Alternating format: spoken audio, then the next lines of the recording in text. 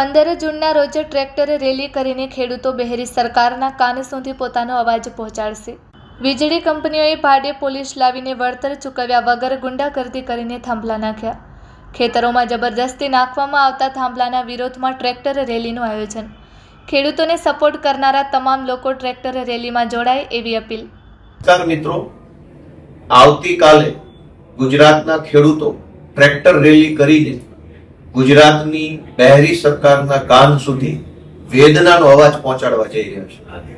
જે રીતે વીજળી નાખવા વાળી પ્રાઇવેટ કંપનીઓ ભાડેથી પોલીસ લાવીને વળતર ચૂકવ્યા વગર ખેડૂતોના કિંમતી ખેતરમાં જબરજસ્તીથી ગુંડાગીર્દી કરીને થાંભલા નાખે છે, એના વિરુદ્ધમાં યોજાનારી ટ્રેક્ટર રેલીમાં આવતીકાલે હું પણ હાજર રહી અને ખેડૂતોને સાથ સહકાર આપવાનો છું.